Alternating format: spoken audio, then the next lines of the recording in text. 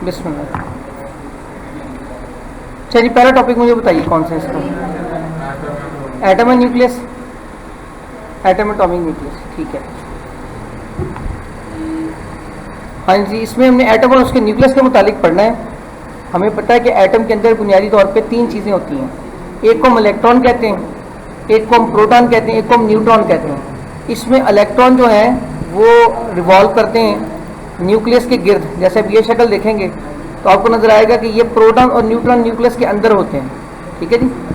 और इलेक्ट्रॉन जो है वो न्यूक्लियस के गिर्द इर्द गिर्द जो अराउंड द न्यूक्लियस, जैसे हम कह सकते हैं, रिवॉल्व करते हैं, ठीक है जी। न्यूक्लियस के गिर्द जो है वो रिवॉल्व करते हैं, ठीक है जी। तो ये हमने देखना है।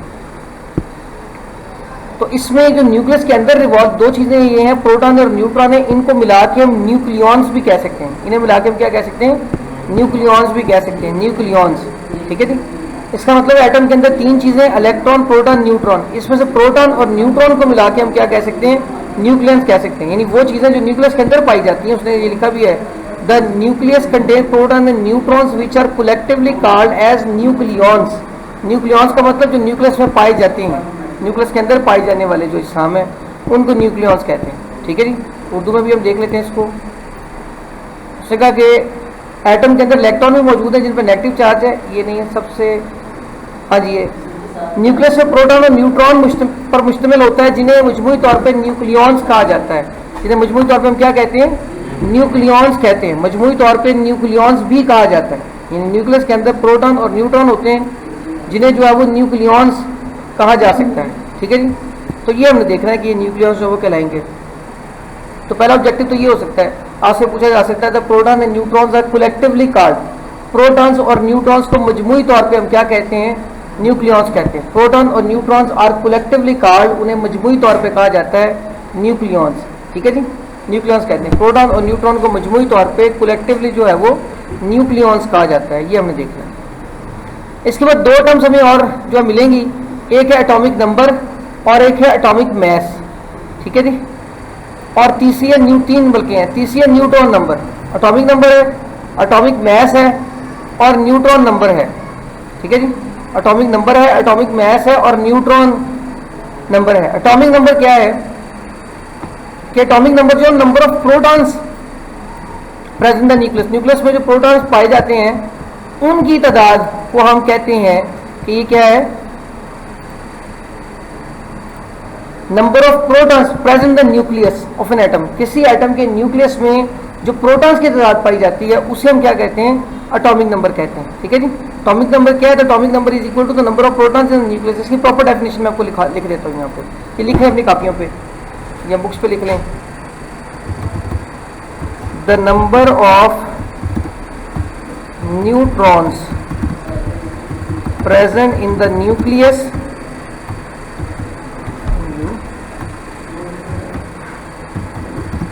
Of an atom. किसी एटम के न्यूक्लियस में जो न्यूट्रॉन्स पाए जाते हैं, न्यूट्रॉनिक proton, sorry, the number of protons present the nucleus atom are called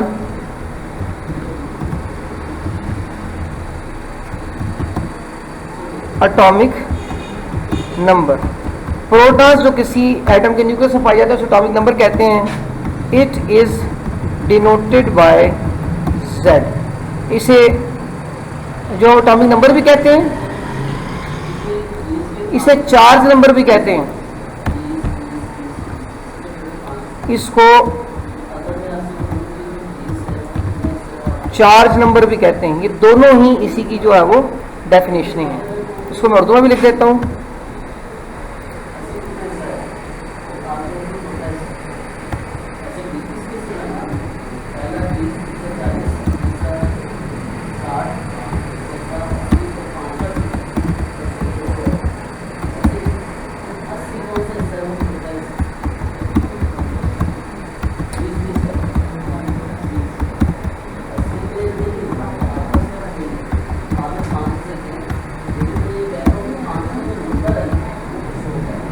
atomic number कहलाता है।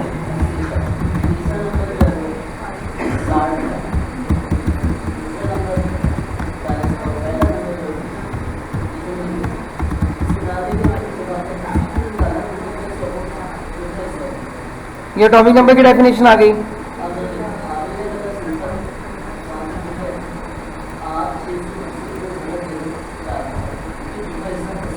एटॉमिक नंबर आ गया, इसको एटॉमिक नंबर भी कहते हैं और मैंने बताया है इसको चार्ज नंबर भी कहते हैं, दोनों ही इसी के नंबर है, इसी का नाम है, ठीक है जी। एटॉमिक नंबर किसी एटम के न्यूक्लियस से पाए जाने वाले एक मिनट है, प्रोटॉन्स की तादाद एटॉमिक नंबर, इसे Z से जाहिर करते हैं। उस Z को लिखना थोड़ा सा डिफिकल्ट है, उतनी इकट्ठी मिक्स नहीं लिखी जा सकती, इसलिए मैं स्पेस छोड़ दिया, अब Z लिख लेंगे, आप इसे Z से जाहिर किया जाता है। एटॉमिक नंबर किसी एटम के न्यूक्लियस से पाए जाने वाले प्रोटॉन्स की तादाद को एटॉमिक नंबर कहते हैं, ठीक है जी। तो ये हम इसको एटॉमिक नंबर जो है वो कह सकते हैं या चार्ज नंबर कह सकते हैं, और Z से लिखा जाएगा इसको, ठीक है जी। ये पहली डेफिनेशन आ गई। दूसरी जो है डेफिनेशन हम उधर देख लेते हैं, उधर से ही लिखिए तो वहां से कर लेते हैं, वरना यहाँ से कर लेते हैं। अगली है न्यूट्रॉन नंबर। न्यूट्रॉन नंबर है number of neutron present in the nucleus. तो इसी स्टेटमेंट को हम चेंज कर लेते हैं,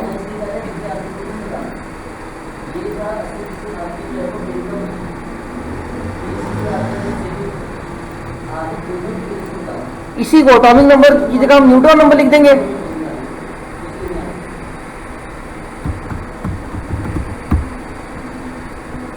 इसको चार्ज नंबर नहीं कहते क्योंकि उसमें चार्ज ही नहीं होता। न्यूट्रॉन नंबर किसी एटम के न्यूक्लियस में पाए जाने वाले न्यूट्रॉन्स की तादाद को, ठीक है जी। तो इसी तरह हम इसको उर्दू इंग्लिश में भी कर देते हैं। एटॉमिक नंबर की जगह क्या आ जाएगा, न्यूट्रॉन नंबर।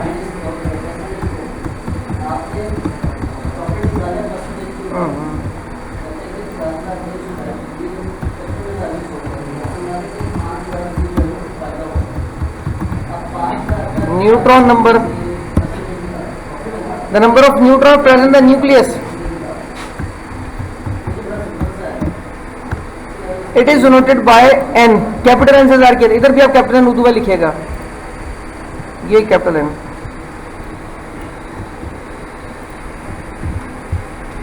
ये देखें उर्दू इंग्लिश कठिन लिखी जा सकती है, इसमें तो प्रॉब्लम होता है, तो इसलिए अभी तक कैपिटल N उर्दू वाले लिख लें। न्यूट्रॉन नंबर क्या है, the number of neutron present in the nucleus of an atom are called, atomic number लिखा हुआ यहाँ पे भी न्यूट्रॉन नंबर आएगा जी, sorry NEUTRON। The number of neutrons present in the nucleus of an atom are called neutron number, it is denoted by capital N, ठीक है जी।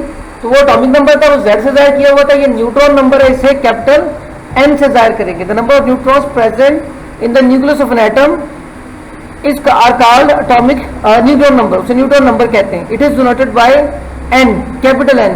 Capital N से जो है उसको हम जाहिर करेंगे। उर्दू में किसी एटम के न्यूक्लियस में पाए जाने वाले न्यूट्रॉन्स की तादाद को एटॉमिक न्यूट्रॉन नंबर, सॉरी यहाँ भी न्यूट्रॉन नंबर आएगा, न्यूट्रॉन नंबर कहा जाता है। और इसको कैपिटल N के साथ जो है वो जाहिर किया जाता है। N नहीं लिखा हुआ लेकिन आपको उर्दू वाले लिखना है, कैपिटल N से जाहिर किया जाता है। N जो है वो Z एटॉमिक नंबर है, N न्यूट्रॉन नंबर है। तो अगर आप कहीं पर देखें न्यूक्लियस के बारे में कुछ बातें लिखी और वहां पे A लिखा हो, कहीं Z लिखा हो, कहीं N लिखा हो, उसका E हम जाके देखना, एटॉमिक मास को कहते हैं। तो आपको फौरन पता चल जाना चाहिए कैपिटल N का मतलब है न्यूट्रॉन्स और कोई मतलब नहीं इसका, और Z का मतलब है चार्ज नंबर या एटॉमिक नंबर, ये इसका मतलब है, ये हमें देखना है। इसका अगली डेफिनेशन हम देखते हैं, atomic mass. The atomic mass A is equal to number of neutrons in the nucleus. Atomic mass A जो है वो न्यूट्रॉन्स की तादाद है जो न्यूक्लियस में पाई जाती है, न्यूट्रॉन्स की तादाद जो न्यूक्लियस में पाई जाती है, ये एटॉमिक नंबर है, ठीक है जी। एंड एटॉमिक नंबर है मैं बताता हूँ, एटॉमिक मास नंबर में से कहते हैं, एटॉमिक मास भी कहते हैं, और ये पता नहीं मैंने क्या बताया, दोबारा बताता हूँ आपको। एटॉमिक मास नंबर A जो है ये नंबर ऑफ न्यूक्लियॉन्स है, सॉरी मैं न्यूट्रॉन ने की कह दिया आपको, न्यूक्लियॉन्स की तादाद है, यानी प्रोटॉन और न्यूट्रॉन की, ठीक है जी। इसको आप ऐसे भी कह सकते हैं, sum of the number of protons and neutrons present in the nucleus of an atom, ऐसे भी से कहा जा सकता है। एटॉमिक मास की एक क्लियर डेफिनेशन है, it is equal to the number of nucleons, nucleons की तादाद जो है, ठीक है जी, ये एटॉमिक मास नंबर है। इसे A से लिखते हैं। इसको आप सादा लफ्जों में ऐसे भी लिख सकते हैं, अगर इसको सिंपल करना चाहें तो आप इसको ऐसे भी लिख सकते हैं, तो मैं आपको बता देता हूँ। आप लिखेंगे एटॉमिक मास,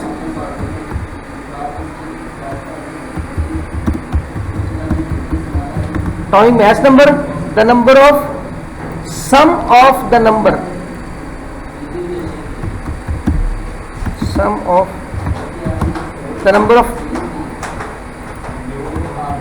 प्रोटॉन्स एंड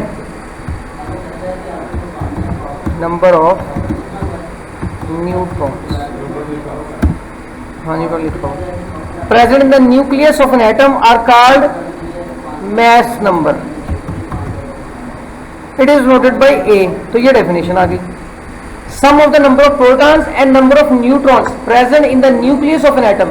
किसी एटम के न्यूक्लियस में प्रोटॉन्स और न्यूट्रॉन्स की तादाद का मजमुआ.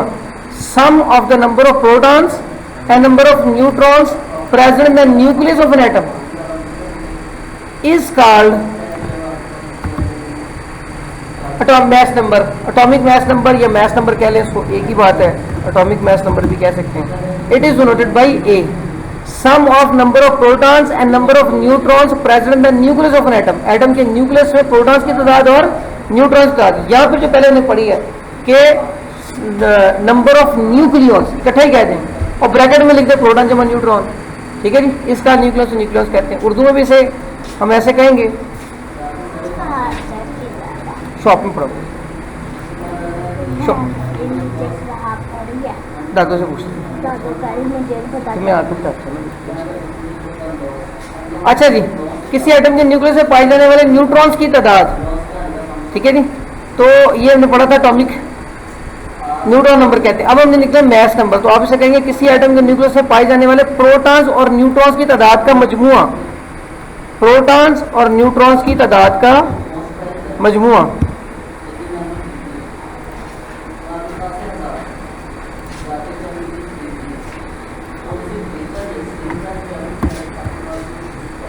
प्रोटॉन्स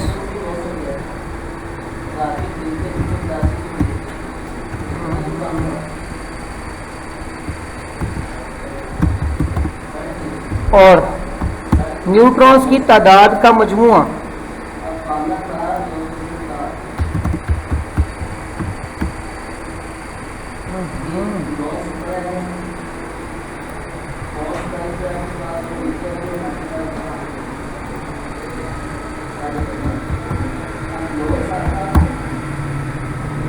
एटॉमिक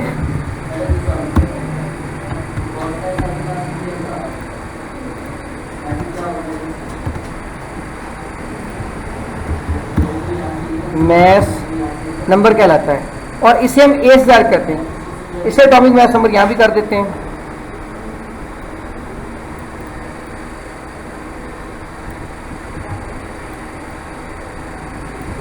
तो यहां लिखना एटॉमिक मैस नंबर क्या है. किसी एटम के न्यूक्लियस में पाए जाने वाले प्रोटॉन्स और न्यूट्रॉन्स की तादाद का मजमुआ एटॉमिक मैस नंबर कहलाता है और इसे ए से जाहिर किया जाता है. ए से sum of number of protons and number of neutrons present in the nucleus of an atom. यानी आप प्रोटॉन्स और न्यूट्रॉन्स की तादाद का मजमुआ जो किसी एटम में पाई जाती है, एटम के न्यूक्लियस में पाई जाती है, या किसी एटम के न्यूक्लियस में पाए जाने वाले प्रोटॉन्स और न्यूट्रॉन्स की तादाद का मजमुआ एटॉमिक मैस नंबर कहलाता है और इसे जो है वो ए से जाहिर किया जाता है. इसे ए से जाहिर किया जाता है. Sum of number of protons and number of neutron present in the nucleus of an atom. किसी एटम के न्यूक्लियस में पाए जाने वाले प्रोटॉन्स और न्यूट्रॉन्स की तादाद का मजमुआ. चलिए इसके बाद मजीद आगे देखते हैं. और टॉपिक कौन सा हमारे पास? आइसोटॉप्स वाला है. आइसोटॉप्स किसको कहते हैं? आइसोटॉप्स कहते हैं ऐसे कि कोई भी किसी भी एटम को पहचान करने के दो तरीके हैं. एक उसका एटॉमिक नंबर से, एक उसका एटॉमिक मास से. एटॉमिक नंबर है नंबर ऑफ प्रोटॉन्स और एटॉमिक मास जो है वो नंबर ऑफ प्रोटॉन जमा न्यूट्रॉन है. ठीक है जी. अब होता ही है कि जो स्पेसिफिक प्रॉपर्टी है, जो फिक्स प्रॉपर्टी है, जो तब्दील नहीं होती किसी एटम की, वो एटॉमिक नंबर है, मास नहीं है. मास बदलता रहता है. क्यों? क्योंकि जो एटॉमिक नंबर है प्रोटॉन की तादाद का ये फिक्स है, वो नहीं चेंज होगी. वो चेंज होगा तो एलिमेंट बदल जाएगा.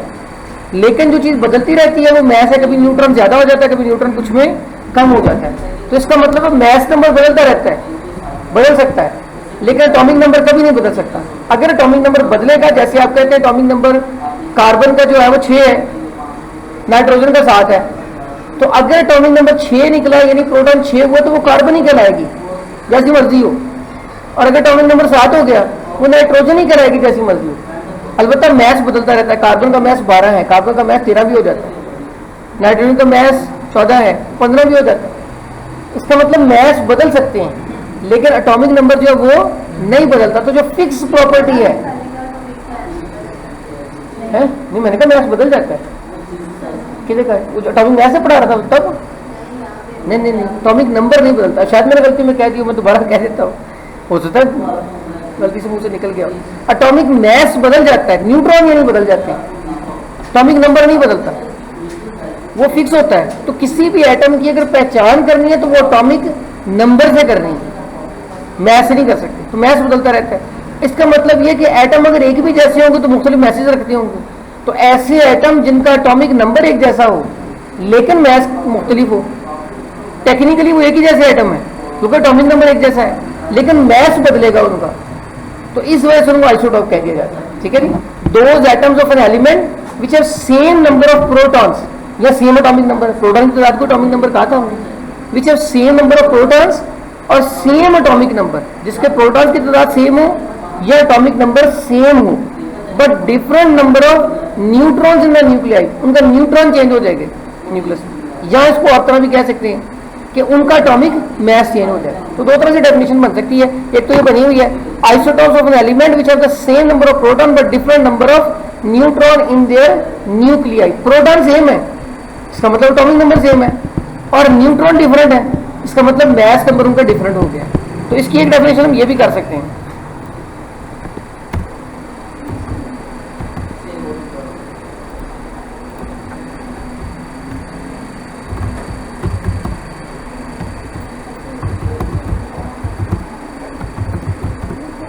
Those atoms of an element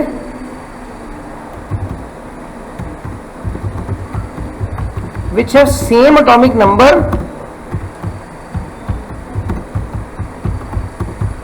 but different mass number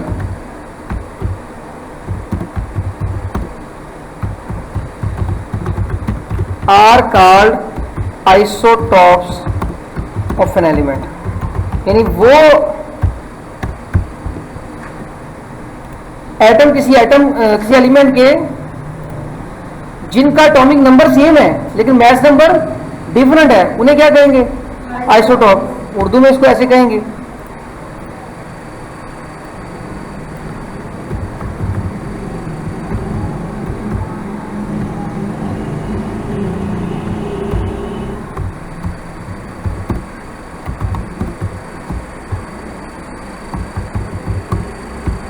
किसी एलिमेंट के ऐसे एटम जिनका एटॉमिक नंबर एक जैसा हो और उनका मैस नंबर मुख्तलिफ हो,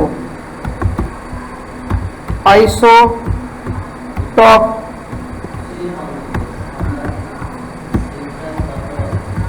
कहलाते हैं।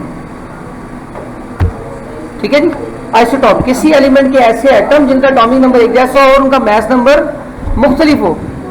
Those atoms of an element which have same atomic number but different mass number, those atoms of an element which have same atomic number but different mass number are called isotopes of an element. या उर्दू में किसी element के ऐसे atom जिनका atomic number एक जैसा और mess number मुख्तलिफ हो, आइसोटॉप कहलाते हैं। तो उधर डेफिनेशन थोड़ी सी घुमा के दी हुई है, इधर सिंपल दी हुई है, वो कर ले तब भी ठीक है, ये कर ले तब भी ठीक है। ठीक है जी। किसी एलिमेंट के ऐसे एटम जिनका ये बहुत मशहूर डेफिनेशन है, बहुत दफा रिपीट हुई है, atomic mass, atomic number, isotope वाली बहुत रिपीट होती है। कहते हैं आइसोटॉप की डेफिनेशन बताएं, 3 एग्जांपल दे दें। तो कोई भी 3 एग्जांपल आपने दे देनी है। 7 रुपये हाइड्रोजन की दे दें। हाइड्रोजन का पहला आइसोटॉप जो है उसे प्रोटियम कहते हैं, दूसरे को ड्यूटेरियम कहते हैं, तीसरे ट्रिटियम, उधर आ जाएगा, वहाँ देख लेंगे। तो किसी एलिमेंट के ऐसे एटम जिनका एटॉमिक नंबर एक जैसा हो और उनका मैस नंबर मुख्तलिफ हो, एटॉमिक नंबर एक जैसा हो और मैस नंबर मुख्तलिफ हो, उससे क्या कहते हैं? आइसोटॉप्स कहते हैं। किसी एलिमेंट के ऐसे एटम जिनका एटॉमिक नंबर एक जैसा हो और उनका मैस नंबर मुख्तलिफ हो, एटॉमिक नंबर एक जैसा और मैस नंबर क्या है? मुख्तलिफ है, तो उसे हम कहेंगे कि ये आइसोटॉप्स हैं। अब हम देखते हैं, जैसे देखिए ये हाइड्रोजन है, इसका इलेक्ट्रॉन एक ही है, तो प्रोटॉन भी एक ही होगा, तो इसका एटॉमिक नंबर एक हुआ और मैस नंबर भी एक ही हुआ, क्योंकि प्रोटॉन जब न्यूट्रॉन मैस होता है ना, मैस भी एक एटम है। इधर चले दूसरा हाइड्रोजन जो है, इसमें इलेक्ट्रॉन एक ही है लेकिन एक प्रोटॉन और एक न्यूट्रॉन भी आ गया है, तो इसका एटॉमिक नंबर तो एक ही होगा और मैस नंबर लेकिन कितना हो जाएगा? 2, क्योंकि एक न्यूट्रॉन भी आ गया, दोनों को जमा करना है तो मैस बनना है। तीसरे में चले जाएं, इससे प्रोटॉन एक ही है लेकिन न्यूट्रॉन 2 हो गए हैं, एक न्यूट्रॉन 2, इसका मतलब इसका एटॉमिक नंबर तो एक ही है, लेकिन मास नंबर कितना हो गया? 3। तो ये 3 अलग तरह के हाइड्रोजन है, लेकिन कहना हाइड्रोजन ही है, क्योंकि नाम एटॉमिक नंबर पे रखते हैं, ठीक है जी। लेकिन साथ हम कहेंगे ये उसके आइसोटॉप के हैं, एक जैसे एटॉमिक नंबर के हवाले से, मैस इनका मुख्तलिफ है। अब हमें देखना है एटॉमिक नंबर क्या करता है और मैस नंबर क्या करता है। आपने दो तरह की प्रॉपर्टीज नाइट में पढ़ी होंगी, एक फिजिकल प्रॉपर्टीज, एक केमिकल प्रॉपर्टीज। फिजिकल प्रॉपर्टी होती है उनका कलर, उनकी shape, melting point, boiling point, ठीक है जी, ये फिजिकल प्रॉपर्टी। और केमिकल प्रॉपर्टी क्या, रिएक्ट कैसे करते हैं, अमल कैसे करते हैं और नए कंपाउंड कैसे बनाते हैं। तो जो फिजिकल प्रॉपर्टी है उसका ताल्लुक होता है मैस के साथ, और जो केमिकल प्रॉपर्टी होती है उसका ताल्लुक होता है चार्ज के साथ या एटॉमिक नंबर के साथ। इसका मतलब है इनकी फिजिकल प्रॉपर्टी डिफरेंट होगी सब, क्योंकि मैस अलग अलग है। पहले का मैस एक है, दूसरे का 2, तीसरे का 3। जब मैस अलग है तो फिजिकल प्रॉपर्टी डिफरेंट होगी, लेकिन केमिकल प्रॉपर्टी सेम होगी, क्योंकि इलेक्ट्रॉन प्रोटॉन बराबर है। तो केमिकल प्रॉपर्टी तो होती है इलेक्ट्रॉन्स की वजह से, ठीक हो गया जी। तो इसका मतलब है आइसोटॉप ऐसे एटम होते हैं जिनकी फिजिकल प्रॉपर्टी सेम होती है, लेकिन chemical property chemical property same होती है, फिजिकल प्रॉपर्टी डिफरेंट होती है। ये भी लिख लें, शायद लाइन यहाँ नहीं लिखी हुई, लेकिन लिख लें। Sorry,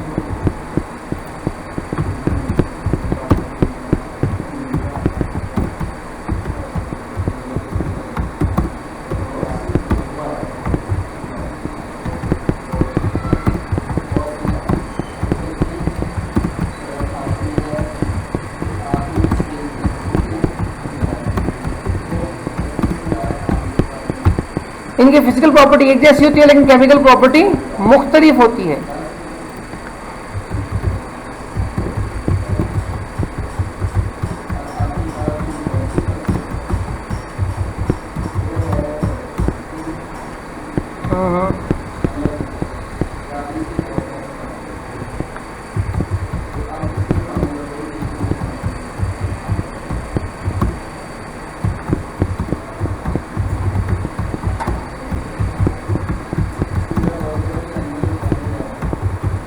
They have similar chemical properties but different physical properties, ठीक हो गया जी। तो ये इनका आप शॉर्ट ऑब्जेक्टिव के तौर पे या शॉर्ट क्वेश्चन के तौर पे भी है तो बता सकते हैं। एग्जाम्पल इसकी दी हुई हैं। ये पहले वाले को प्रोटियम कहते हैं, लिखा भी हुआ नीचे देखें, प्रोटियम, जिसका मैस 2 हो जाए उसे कहते हैं ड्यूट्रियम 2 मैस वाला, और जिसका मैस 3 हो जाए उसे कहते हैं ट्रीटियम 3 मैस वाला। तो प्रोटियम, ड्यूट्रियम और ट्रीटियम, ये हम देखें। नेचुरल रेडियोएक्टिविटी है जी, ठीक है। नेचुरल रेडियोएक्टिविटी क्या है? नेचुरल रेडियोएक्टिविटी ये है कि कुछ एलिमेंट्स, कौन से एलिमेंट, खास तौर पे जिनका मैस जो है वो एटॉमिक नंबर बड़ा हो, ज्यादा हो, ठीक है जी, एटॉमिक नंबर ज्यादा हो, 82 से ज्यादा होता है मेरा ख्याल, वो ज्यादा हो, वो एलिमेंट्स क्या करते हैं, वो खुद ब खुद उनके अंदर से रेडिएशन शुआएं निकलती रहती है खुद ब खुद। कुछ एलिमेंट्स जिनका एटॉमिक नंबर ज्यादा है, ज्यादा 82 से ज्यादा है, वो क्या करते हैं खुद ब खुद उनमें से रेडिएशन निकलती जाती है। हमें रेडिएशन का कैसे पता चलेगा? हम उसके गिर्द एक फोटोग्राफिक प्लेट लगा देंगे, यानी जहां हमने केमिकल रखा हुआ है, वो मटेरियल रखा हुआ है, उसके गिर्द एक फोटोग्राफिक प्लेट जो है वो रख देंगे। अगर उसमें से रोशनी निकल रही हुई तो वो जाके पड़ेगी फोटोग्राफिक प्लेट पे, और फोटोग्राफिक प्लेट पे पड़ जाएंगे निशान। तो इस तरह पता चल जाएगा इससे रेडिएशन निकल गया। ये तजर्बा हुआ था, यही हुआ इस तरह से था। हेनरी बैकरेल ने कमरे में काम, तजर्बा गाह में लेबॉर्ट्री में काम कर रहा था, उसने मटेरियल जो है वो रखा हुआ था वहां पे, ठीक है, और वो मटेरियल जो है यूरेनियम साल्ट रखा हुआ था, ठीक है जी। वो उसने यूरेनियम साल्ट कागज में जाते उसमें काम, वो उसको जेल में आ गया, उसने जाना था, उसने कागज के अंदर वो यूरेनियम साल्ट रखा और दराज के अंदर रख दिया, दराज बंद कर दिया, कमरे की लाइटें भी ऑफ कर दी। अब वहाँ कोई रोशनी मौजूद नहीं थी, वो चला गया। जब बाद में आकर उसने दोबारा से दराज खोला और उसने देखा फोटोग्राफिक प्लेट पे निशान पड़े हुए। हालांकि फोटोग्राफिक प्लेट पे निशान नहीं पड़ने चाहिए, क्योंकि वहाँ तो रोशनी कोई नहीं थी। फोटोग्राफिक प्लेट आपने शायद देखी हो, पुराने कैमरों में रील पड़ती होती थी तस्वीरें खींचने के लिए, शायद आपने देखी हुई, आपकी एज से पहले हो। पुराने कैमरे जो होते थे उनके अंदर एक रील डालते थे, वो ऐसे करके चरखी घुमाते थे, ये ऐसे घुमाते थे तो रील की एक तस्वीर की जगह आगे चली जाती थी। तो बटन दबाते थे, रोशनी आती थी तो तस्वीर का नेगेटिव बन जाता था उसके ऊपर। पुरानी रीलें शायद आपने देखी, पुरानी तस्वीरें ब्राउन ब्राउन कलर की कटिंग शायद घरों में आपके पड़ी हो ये दादे की तस्वीर की नेगेटिव का फलां, उसको बाद में पॉजिटिव किया जाता था, कहीं दुलवानी है तस्वीर इस तरह से, वो फोटोग्राफी प्लेट होती है, वो उसने वहाँ रखी हुई थी, उस पर निशान पड़ गया। अब वो इस बात से बड़ा हैरान हुआ कि यहाँ तो रोशनी थी नहीं और रोशनी के बगैर निशान नहीं पड़ सकता फोटोग्राफी प्लेट पर, इसका मतलब किसी ने रेडिएशन खारिज की है, ठीक है जी। तो फिर उसने कहा कि कौन सी चीज़ हो सकती है, फिर उसको शुबा हुआ कि शायद ये कागज़ में से निकली हो, कागज़ का जो हमने सैंपल रखा हुआ है। फिर उसने अगेन वैसे ही किया, दोबारा उसको रखा और एक नई फोटोग्राफी प्लेट को रखा अगेन, और बाकी सब चीज़ें खत्म कर दी वहाँ से। तो उसे पता चला कि फिर निशान पड़ गए, तो उसका मतलब उसी ने निशान डाला। तो वहाँ से उसको अंदाज़ा हुआ, ये इसकी मिसाल है, यहाँ से अंदाज़ा हुआ कि यूरेनियम जो है वो शुआएं खारिज करता है। बाद में तो बहुत सारे एलिमेंट आ गए ना, वो पहला था जिससे डिस्कवरी हुई, शुरू हुई, डिस्कवर हुआ ही। बाद में फिर लोगों ने तजर्बात करके देखा इससे भी निकलती है, उससे भी निकलती है, उससे भी निकलती है, रेडियम से भी निकलती है, पोलोनियम से भी निकलती है, प्लाटीनियम से भी निकलती है, पोलोनियम से पोलोनियम से निकलती है, तो कईयों से निकलने शुरू हो गई। लेकिन पहला तजर्बा ऐसे ही हुआ रैंडमली। ऐसी चीज़ों में रियायत होती है ज़िंदगी में, इंसान को पता नहीं होता, चीज़ें खुद ही हो जाती हैं, बाद में उसको बारे में सोचता है तो उसको उसका कोई रीज़न मिल जाता है और वहाँ से हम कहते हैं डिस्कवरी हो गई। हाँ जी, लाल वाली है। तो इस तरीके से जो है वो हम डिस्कवरीज करते हैं। जैसे फ्लेमिंग ने वो एंटीबायोटिक कैसे की थी, ऊपर फफूंदी पड़ी हुई थी, नीचे वो नजले वाला वो बलगम पड़ी हुई थी, फफूंदी ऊपर से गिर गई, वहाँ से मर गया वो बैक्टीरिया, वहाँ से पहली एंटीबायोटिक पेनिसिलिन डिस्कवर हुई। तो ऐसे ही बाई चांस बहुत सी चीज़ें बाई चांस हो जाती है ज़िंदगी में, कोई उसका कोई सोच समझ के नहीं लोग प्लान करते, लेकिन हो जाती है। तो यही वो कह रहा है 1896 में बैकरल ने एक्सीडेंटली यूरेनियम साल्ट के बारे में पता लगाया कि वो इनविजिबल रेडिएशन खारिज करता है जो फोटोग्राफिक प्लेट पर निशान डाल देती है, यानी हमें नजर नहीं आएगी वो रेडिएशन, लेकिन वो करता जरूर है। बाद में एक्सपेरिमेंट किया गया, उससे देखा गया कुछ और एलिमेंट्स भी रेडिएशन निकालते हैं, ठीक है जी। और उसको जो है वो मैरी क्यूरी और उसके हस्बैंड पेरी जो है, इन्होंने मैरी क्यूरी और पेरी जो है, इन्होंने फिर मजीद तजर्बात उसके ऊपर किए, ठीक है जी। उन्होंने डिस्कवर किया दो और एलिमेंट जो निकाले, पोलोनियम और रेडियम, ये भी करते थे। यानी उससे तो सिर्फ यूरेनियम बयान किया था ना, बाद में पोलोनियम रेडियम भी आ गया। लेकिन आमतौर पे जो 82 एटॉमिक नंबर से ज़्यादा वाले जितने भी एलिमेंट हैं वो अक्सर रेडियो एक्टिविटी कर लेते हैं। हाँ, अगर वो खुद करें, खुद ब खुद ही करें, उसे कहते हैं नेचुरल रेडियो एक्टिविटी। लेकिन बाज़ अगर वो खुद नहीं करते, कुछ एलिमेंट ऐसे जो खुद नहीं कर रहे होते, आप उन पर पहले श्वाइन डालते हैं, रेडिएशन डालते हैं, उन रेडिएशन के आने के बाद वो रेडिएशन खारिज करना शुरू कर देते हैं, उसे कहते हैं आर्टिफिशियल रेडियो एक्टिविटी। नेचुरल का मतलब है खुद ब खुद करेगा वो, आर्टिफिशियल का मतलब है खुद ब खुद नहीं करेगा, कोई और जो है वो श्वाइन उस पर डालेगा, कोई और रेडिएशन पहले उस पर आएंगी, उन रेडिएशन के नतीजे में वो रेडियो एक्टिव बन जाएगा और श्वाइन खारिज करना शुरू कर देगा। उसे हम कहेंगे आर्टिफिशियल, मसनूई ताबकारी, हमने करवाई है, उसने खुद नहीं की। लेकिन अगर वो खुद ब खुद कर रहा हो, जैसे यूरेनियम का वो कह रहा है कि जी इसने हेनरी बैकरल ने कहा यूरेनियम करता है, या ये क्यूरी और पेरी ने कहा कि जी पोलोनियम और रेडियम भी करते हैं, तो ये खुद कर रहे हैं, तो ये फिर कौन सी रेडियो एक्टिविटी हो जाएगी? नेचुरल रेडियो एक्टिविटी हो जाएगी, कुदरती ताबकारी हो जाएगी, कुदरती रेडियो एक्टिविटी हो जाएगी। तो डेफिनेशन आ गई, मैं रीडिंग कर देता हूँ। In 1896, Becquerel accidentally discovered that uranium salt crystal emit an invisible radiation that can darken a photographic plate.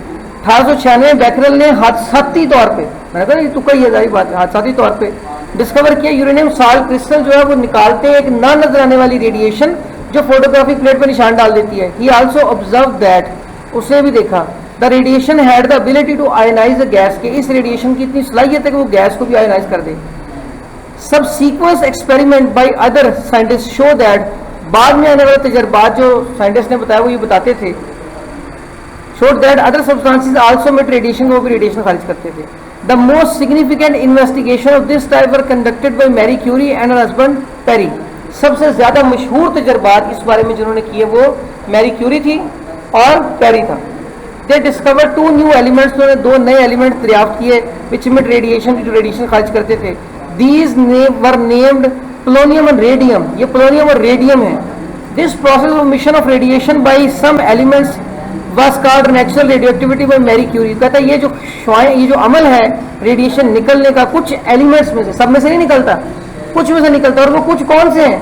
82 atomic number से ज्यादा वाले, जिनके प्रोटॉन या इलेक्ट्रॉन 82 से ज्यादा है, वो called Marie Curie. Subsequent experiments perform by Henri Becquerel suggested that, मजीद तजर्बात जो हेनरी बैकरल ने किए उससे पता चला radioactivity was the result of decay और डिसइंटीग्रेशन ऑफ अनस्टेबल न्यूक्लियाई, कि रेडिएशन जो है बुनियादी तौर पे क्या होता है, जो न्यूक्लियस होता है वो थोड़ा थोड़ा टूटता रहता है, उसके टूटने का जो नतीजा है वो रेडिएशन है। तो डेफिनेशन क्या आ गई? The spontaneous emission of radiation by unstable nuclei is called natural radioactivity. Spontaneous खुद ब खुद एमिशन खारिज होना और रेडिएशन शुआओं का बाय अनस्टेबल न्यूक्लियाई, गैर क्याम-पज़ीर न्यूक्लियस। गैर क्याम-पज़ीर का मतलब है जो टूट सकते हो, जिनमें सलाहियत है वो टूट जाएं, ठीक है। आर कॉल्ड नेचुरल, इसका नेचुरल रेडियोएक्टिविटी, उसे कुदरती रेडियोएक्टिविटी कहते हैं। And the element which emit such radiation, और वो एलिमेंट जो ऐसी रेडिएशन खारिज करते हैं, आर कॉल्ड रेडियोएक्टिव एलिमेंट्स। उन्हें हम क्या कहते हैं? रेडियोएक्टिव एलिमेंट्स कहते हैं, ठीक है जी। तीन तरह की रेडिएशन होती है, alpha beta gamma, 3 types of radiation emitted from substance। तीन तरह की रेडिएशन एमिट होती है, they are alpha particles, beta particles, gamma rays. Alpha particles है, देखिए जो पार्टिकल्स हैं जिनमें बाकायदा एटम्स होते हैं उनको पार्टिकल्स, जिन जर्रात होते हैं जिनका मैस हो उन्हें पार्टिकल कहते हैं, और जो सिर्फ रोशनी हो, लाइट हो, जिसमें कोई जर्रा ना हो, मैस ना हो, उसे पार्टिकल वो नहीं कह रहा। अल्फा पार्टिकल है, ये असल में हीलियम के न्यूक्लियस होते हैं, हीलियम के साइज का एटम निकलता है बीच में से। और दूसरा बीटा जो है ये इलेक्ट्रॉन्स हैं, और गैमा सिर्फ शुआएं हैं, रोशनी है, तो उसे पार्टिकल नहीं कहा। ठीक हो गया। These 3 forms radiation was studied being form of radiation was studied by using the scheme shown the figure 18.3। 18 से 3 शक्ल में के मुताबिक स्टडी किया गया। कैसे? उसे उन्होंने लेड के ब्लॉक में रख दिया और रेडिएशन को सीधा बाहर आने दिया, इधर रख दिया इलेक्ट्रिक फील्ड पॉजिटिव नेगेटिव। जो रेडिएशन नेगेटिव होगी वो पॉजिटिव की तरफ मुड़ जाएगी, जो पॉजिटिव होगी नेगेटिव की तरफ मुड़ जाएगी, जिसपे कोई चार्ज नहीं वो सीधी निकल जाएगी। तो अल्फा पॉजिटिव था वो नेगेटिव साइड की तरफ मुड़ गया, बीटा नेगेटिव था वो पॉजिटिव साइड की तरफ मुड़ गया, और गैमा पे कोई चार्ज नहीं था वो सीधा ट्रेवल करके चला गया। तो ये यहाँ पे दिखाया गया। The radiation source is place inside the magnetic field, electric या मैग्नेटिक दोनों में से कोई फील्ड का है। The radiation emitted from the source split into 3 component, 3 हिस्सों में टूट गया। Alpha beta radiation bend in opposite direction, ये ऑपोजिट डायरेक्शन में जाएंगी in the magnetic field, while gamma radiation does not change the direction, वो डायरेक्शन चेंज नहीं करेंगे। बैकग्राउंड रेडिएशन है, ठीक है। बैकग्राउंड उर्दू में भी पढ़ दो एक दफा, ठीक है। ये रीडिंग करनी कोई मसला, छोटा सा टॉपिक है, कौन सा डेफिनेशन का मसला पढ़ लेते हैं इसकी, ये बाकी चीजें मैंने बता दी। नेचुरल रेडियोएक्टिविटी एक ऐसा अमल है जिसके जरिए गैर क्याम-पज़ीर न्यूक्लियाई से कुदरती तौर पे खुद ब खुद रेडिएशन खारिज होती है। गैर क्याम-पज़ीर न्यूक्लियाई से खुद ब खुद रेडिएशन खारिज हो जाती है। अब वो जो है वो कह रहा है मैग्नेटिक इसकी ये ऐसे एलिमेंट्स जिनमें से रेडिएशन खारिज और रेडियोएक्टिव एलिमेंट्स कहलाते हैं। ये 2 डेफिनेशन है, बाकी चीजें मैंने तर्जुमा करके आपको बता दी हैं। 3 रेडिएशन निकलती हैं, अल्फा बीटा और गैमा। ये मैग्नेटिक फील्ड में गैमा सीधी चली जाती है, बाकी अल्फा बीटा मुड़ जाती हैं, ऑपोजिट डायरेक्शन में मुड़ती हैं। आपको पता होना चाहिए अल्फा पॉजिटिव चार्ज वाली होती है, बीटा जो है वो नेगेटिव चार्ज वाली होती है, और गैमा जो है वो कोई चार्ज नहीं होता, ठीक है जी। तो ये आपने देखना है, अल्फा बीटा गैमा पे अलग अलग चार्जेस होते हैं। ये शायद यहाँ बना हो, अल्फा पार्टिकल नहीं बना होता, लेकिन साथ लिख लें पॉजिटिव, किताब लिख लें इंग्लिश वाले लिखने का शाबाश, यहाँ लिखे पॉजिटिव। अल्फा पार्टिकल कौन से हैं? जमा चार्ज वाले। बीटा पार्टिकल कौन से हैं? माइनस चार्ज वाले। और गैमा पे कोई चार्ज नहीं है, न्यूट्रल है ये।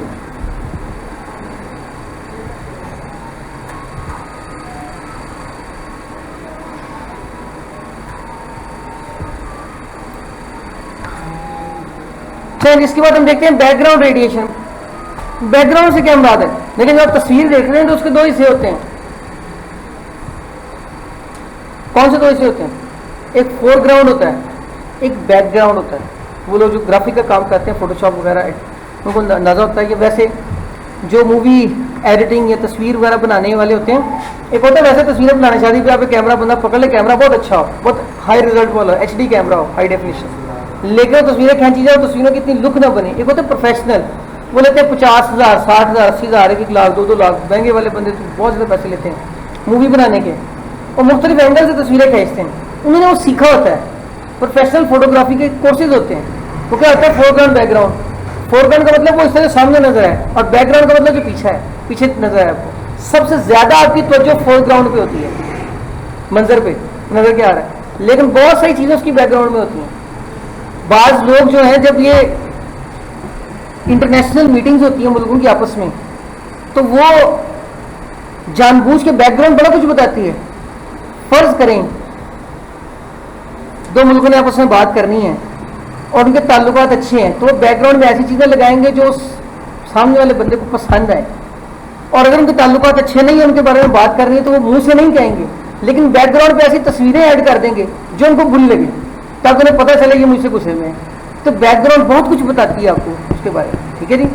तो बैकग्राउंड से मुराद ये है कि जो चीज़ें में नज़र नहीं इतनी वाज़ेह आती, लेकिन होती ज़रूर वहीं पे हैं। ठीक है जी। वो जैसे पता नहीं किसने वो बयान दिया था, वो जन में नहीं आ रहा, तो साथ उसने साइड पे क्लैशनिकोव रखी हुई थी,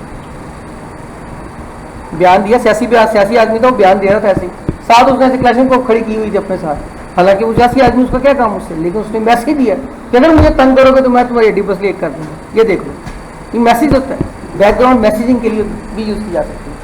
तो ये जो है पाई जाती है, मुख्तलिफ एलिमेंट्स ऐसे हैं जो रेडिएशन खारिज करते रहते हैं। इन रेडिएशंस को हम कहते हैं कि बैकग्राउंड रेडिएशन। ठीक है जी। मिसाल के तौर पे सूरज से अल्ट्रावायलेट रेडिएशन आती हैं, कुछ एलिमेंट्स हैं जो रेडिएशन खारिज करते हैं। वो रेडिएशन जो स्पेस से हम तक आती हैं, स्पेस से, आउटर स्पेस से, खला से हमारे पास आती हैं, उन्हें कॉस्मिक रेडिएशन कहते हैं। इनमें प्रोटॉन्स होते हैं, इलेक्ट्रॉन्स होते हैं, अल्फा पार्टिकल होते हैं, बड़े बड़े न्यूक्लियाई हो सकते हैं। ठीक है जी। जो स्पेस से हम तक आती है उन्हें कॉस्मिक रेडिएशन कहते हैं। इनको अंडरलाइन कर लें, ये ऑब्जेक्टिव है।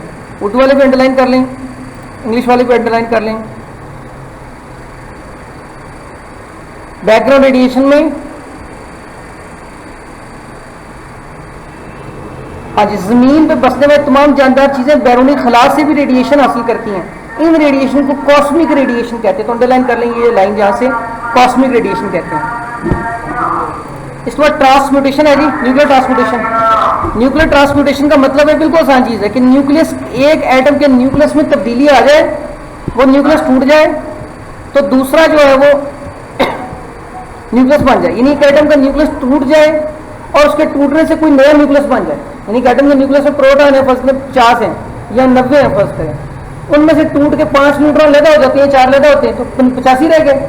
जारी बात, उसका एटॉमिक नंबर 85 है, अब वो नई चीज बन गया। तो किसी पुराने न्यूक्लियस का, पहले न्यूक्लियस का टूट जाना और टूटने से नया न्यूक्लियस वजूद में आ जाना, इसे कहते हैं nuclear transmutation. The spontaneous process in which a parent unstable nuclei change into more stable daughter nucleate with the emission of radiation is called nuclear transmutation। कहता वो अमल जिसमें एक न्यूक्लियस टूट जाता है और उसके नतीजे में डाटर न्यूक्लियर, छोटे न्यूक्लियर बन जाते हैं। ठीक है जी। और रेडिएशन निकलती है, इसे न्यूक्लियर ट्रांसमुटेशन कहते हैं। जैसे अल्फा पार्टिकल जब निकलता है, उर्दू में भी देख ले इसको, ऐसा तबई मजहब जिसमें पेरेंट एलिमेंट गैर क्याम पजीर न्यूक्लियाई क्याम पजीर डाटर न्यूक्लियाई में तब्दील हो जाए, न्यूक्लियर ट्रांसम्यूटेशन कहलाता है। न्यूक्लियर ट्रांसम्यूटेशन कहलाता है। मिसाल इसकी आप देखें, ये एक्स किसी एलिमेंट का नाम है, एटॉमिक नंबर को, एटॉमिक मास को ए से लिखा है, एटॉमिक नंबर को जेड से लिखा है। कहता अगर अल्फा पार्टिकल बाहर निकले तो जो नई चीज बनेगी उसे वाई कहेंगे। इसके एटॉमिक मास में 4 की कमी होगी, एटॉमिक नंबर में 2 की कमी होगी और हीलियम बनेगा इसके अंदर। ठीक है जी। एक अल्फा पार्टिकल बाहर निकलेगा। देखिए ये एक्स एक एलिमेंट है, उसमें से अल्फा पार्टिकल बाहर निकलना है, तो अल्फा पार्टिकल के बराबर ही कमी होगी ना। अल्फा पार्टिकल का मास है 4 और एटॉमिक नंबर है 2, तो आप मास में 4 कम करेंगे, एटॉमिक नंबर में 2 कम करेंगे। तो ये देखिए उसने क्या कहा, एक्स एक एलिमेंट, इसका एटॉमिक मास है ए। ठीक है जी। एटॉमिक मास ए है, ये देखिए दिखाया हुआ ना उसने। एटॉमिक मास क्या है, ए। एटॉमिक नंबर है जेड। अगर इसमें से अल्फा निकलेगा, ये अल्फा, ये हीलियम होता है, ये वाला, इसे अल्फा कहते हैं। एच ई का जो एटम है, इसमें इसका मास होता है 4 और चार्ज कितना होता है 2। इसका मतलब इसके मास में से हम 4 माइनस करेंगे और इसके एटॉमिक नंबर में से हम कितना माइनस करेंगे 2। लिहाजा जब वो नई चीज बन गई है तो उसका नाम भी बदलना पड़ेगा। तो पहले एक्स का था, अब इसी चीज को हमने क्या कह दिया, वाई। लेकिन कहा कि वाई तब बनेगा जब 4 माइनस होगा मास में और 2 माइनस होगा एटॉमिक नंबर में। इसी तरह बीटा पार्टिकल अगर आप देखें तो बीटा पार्टिकल जब वो निकलता है तो ये उसने एलिमेंट जेड रखा होगा, वैसे नाम जेड रखा होगा, इसका मास है ए और एटॉमिक नंबर है जेड। ये कैपिटल जेड का नाम है, वैसे नहीं एटॉमिक नंबर नहीं है, नाम है। ये जो नीचे जेड लिखा हुआ ये एटॉमिक नंबर है उसका। ठीक है जी। अब जब इसमें से बीटा पार्टिकल निकलेगा, बीटा होता है एक इलेक्ट्रॉन, लेकिन इलेक्ट्रॉन खुद नहीं निकलता। अगर इलेक्ट्रॉन एक निकले तो अपने पीछे एक प्रोटॉन पैदा करता है, क्योंकि एटम का ये सूल है, कोई चीज खुद ब खुद नहीं पैदा होती, वो बराबरी के सूल पैदा होती है। अगर एक नेगेटिव की चीज निकली है तो एक पॉजिटिव भी पैदा हुई होगी, ताकि पूरे इन्वायरमेंट का चार्ज चेंज ना हो। बात समझ आ रही है। अगर एक नेगेटिव दुनिया में चीज क्रिएट होती है तो खुद ब खुद क्रिएट नहीं होती, उसके साथ एक पॉजिटिव भी उतना क्रिएट होता है, जोड़ा पैदा होता है। ये कायनात जोड़े के सूल पे चलती है। अगर एक नेगेटिव पैदा होता है तो पॉजिटिव भी पैदा होगा। तो पॉजिटिव जो होता है, इलेक्ट्रॉन का जो पॉजिटिव होता है वो क्या होगा, प्रोटॉन के बराबर होगा। ठीक है जी। तो इसका मतलब है कि इसमें एक प्रोटॉन का इजाफा होगा और एक इलेक्ट्रॉन बाहर निकल आएगा। तो जब प्रोटॉन का इजाफा होता है तो एटॉमिक नंबर 1 बढ़ जाएगा। देखिए ना, प्रोटॉन जब एक एटम में बढ़ गया है तो एटॉमिक नंबर में एक का क्या हो जाएगा, इजाफा हो जाएगा। तो ये देखें, जब तो कह रहा है कि ये एक एलिमेंट है Z जिसका एटॉमिक मास है A, एटॉमिक नंबर है Z। जब इससे नया जो कोई एलिमेंट बनेगा और एक बीटा पार्टिकल बाहर निकला, माइनस वाला बाहर निकला, तो इधर एक जमा वाला ज्यादा हो जाएगा ना। मैंने भी कहा जब माइनस वाला बनेगा तो दूसरी तरफ जमा वाला ज्यादा हो जाएगा, ताकि जमा माइनस मिलकर जीरो हो, चार्ज खुद ब खुद पैदा नहीं होता, टोटल चार्ज जीरो होना चाहिए। लिहाजा ये इधर जमा एक कर दिया और इधर क्या कर दिया, माइनस एक। ठीक है जी। इसकी मिसाल दी हुई है, कार्बन 14 में ऐसा है, 6 एटॉमिक नंबर है। ठीक है जी। ये नाइट्रोजन 14 और 6 में चेंज हो जाएगा, 6 नहीं सॉरी माजरत 7 आएगा, यहाँ गलती होगी, 7 वाला आएगा। ठीक है जी। नाइट्रोजन कौन सा आएगा, 7 वाला जो है वो आ जाएगा, और एक बीटा पार्टिकल जो है वो बाहर निकल आएगा। ये गलती से 6 को 7 कर ले बुक के ऊपर, 7 ये पे ठीक है। इसके बाद गैमा है, गैमा डीके में कुछ भी नहीं होगा, ना कोई एटॉमिक मास में चेंज होगा, ना कोई एटॉमिक नंबर में चेंज होगा। सिर्फ ये कि उस एटम के पास एनर्जी ज्यादा है, वो एनर्जी वो निकाल के लाइट बाहर निकाल दे। तो जिस एटम में एनर्जी ज्यादा उसमें स्टार लगा देते हैं, जो स्टार सा बना हुआ है ये वाला नजर आ रहा, स्टार ये बना हुआ आपको, इसका मतलब है एक्साइटेड स्टेट, ज्यादा एनर्जी वाली हालत। तो ये एटम की ज्यादा एनर्जी वाली हालत है, उसमें से एनर्जी जो है वो गैमा बन के बाहर आ गई है, और इधर कोई तब्दीली वाकया नहीं होगी, क्योंकि ना तो मैस कम हुआ है, ना चार्ज नंबर यानी एटॉमिक नंबर कम हुआ है, सिर्फ एनर्जी उसके पास आई थी, एनर्जी उसने बाहर निकाल। तो ये स्टार एनर्जी को जाहिर करता है। इसके बाद कौन सा टॉपिक है, ये है नेचर। ठीक है, हाफ लाइफ की आपने सिर्फ डेफिनेशन करनी, ज्यादा नहीं करनी। नहीं इम्पोर्टेंट लॉन्ग क्वेश्चन नहीं, ये डेफिनेशन आपको इसकी आती है। इसके न्यूमेरिकल चैप्टर में ना ज्यादा न्यूमेरिकल पे जोर देना है आपने। ये चैप्टर डेफिनेशंस का है और न्यूमेरिकल ज्यादा इसमें से आता है, लॉन्ग इसका ऐसा नहीं बनता। एक ही बनता था वो प्रॉपर्टीज वाला, कौन सा वो यूजेस ऑफ आइसोटोप वाला, अगर वो है तो वो लॉन्ग के टॉपिक याद करें। ये डेफिनेशन है सिर्फ इसकी। अच्छा जी, हाफ लाइफ क्या, हाफ लाइफ से मुराद ये है कि ये वो टाइम है, वो वक्त है जिसमें किसी एटम के किसी भी एलिमेंट के एटमों की तादाद आधी रह जाए। यानी मिसाल के तौर पे एक एटम है, उसकी तो उस एक एलिमेंट है, उसके एटमों की तादाद है 50, तो कितने वक्त के बाद 50 से 25 हो जाए, आधी तादाद खत्म होगी। कितनी, अभी मैंने कहा है ना कि रेडिएशन जब निकलती है तो एटम तब्दील हो जाता है। पहली 2 मिसालों में हमने पढ़ा है जिसमें अल्फा बाहर निकला है, बीटा बाहर निकला है, उसमें हमने कहा ना जब रेडिएशन जो है वो पैदा होती है, रेडिएशन जब आती है या निकलती है तो उसके नतीजे में एटम टूटता है। जब एटम टूटेगा तो डाटर एटम, नया एटम बनेगा, डाटर न्यूक्लियर बनेगा। ठीक है जी। हमने देखना है कितनी वक्त में आधे एटम टूट के नए एटम बन जाते हैं, कितनी देर में। इन्हें अगर 200 रखे थे तो 100 कितनी देर में हो जाते हैं, अगर 100 रखे थे तो 50 कितनी देर में होते हैं, अगर 50 रखे तो 25 कितनी देर में होते हैं। ठीक हो गया जी। ये जो जितनी देर में वो हो जाएंगे, या अगर 1 लाख रखें तो 50,000 कितनी देर में हो जाएंगे, 50,000 रखें 25,000 कितनी देर में हो जाएंगे। आधे जो तादाद है उस एलिमेंट के एटमों की, आधी तादाद कितनी देर में खत्म हो जाएगी। खत्म से मुराद ये नहीं कि तबाह हो जाएगी, खत्म से मुराद है किसी और शक्ल में चेंज हो जाएगी। तो कितनी देर में आधे उसके एटम जो है वो किसी और शक्ल में चेंज हो जाते हैं। इसको हम क्या कहते हैं, रेडियो हाफ लाइफ कहते हैं रेडियोएक्टिव एलिमेंट की। द टाइम, वो वक्त ड्यूरिंग विच, जिसमें half of the unstable radioactive nuclei, आधे अनस्टेबल न्यूक्लियाई यानी न्यूक्लियस, आधे न्यूक्लियस एटम का ही होता है ना, तो आधे एटम सादा लफ्जों में डिसइंटीग्रेट, वो टूट जाए, इज कॉल्ड हाफ लाइफ और the sample of radioactive element. उसे उस एलिमेंट के सैंपल की, रेडियोएक्टिव सैंपल की हाफ लाइफ कहा जाता है। उर्दू में देखते हैं,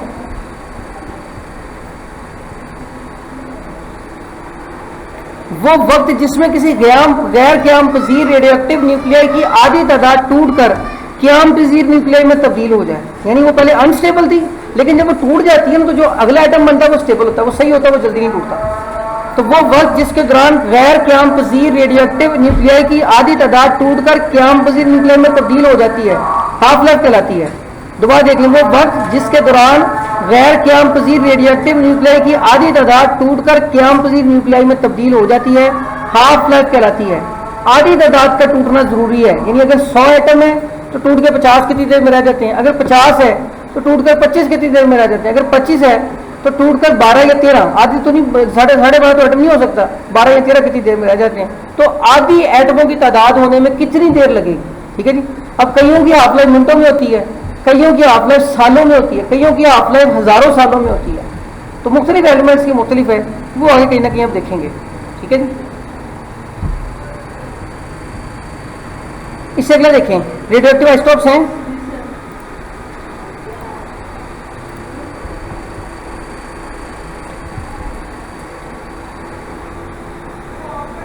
अच्छा, radioactive isotopes and there uses.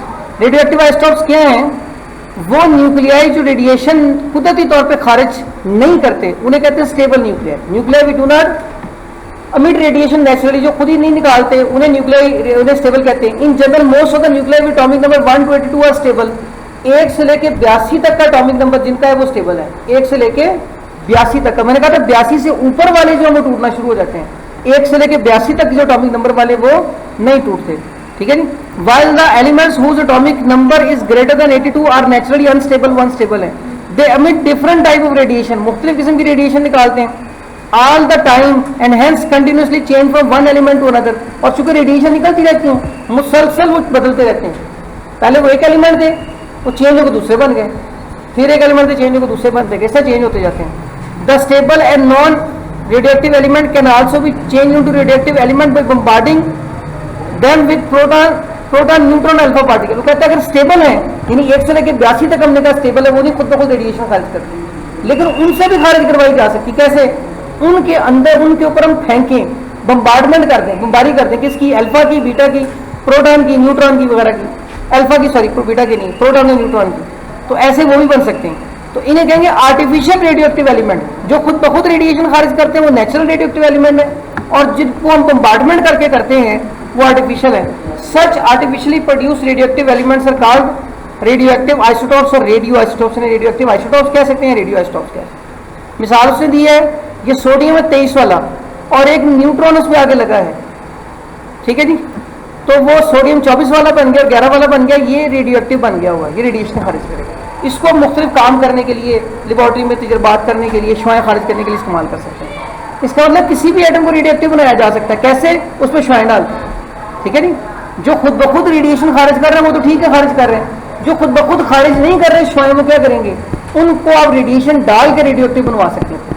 तो ये वो कह रहे हैं। इसमें यूजेस ऑफ रेडियोएक्टिव आइसोटोप्स हैं। तो यूजेस हम देखें, यूजेस रेडियोएक्टिव आइसोटोप्स को कई जगह भी हम इस्तेमाल करते हैं। मिसाल के तौर पे एक तो इनका काम है ट्रेसर का।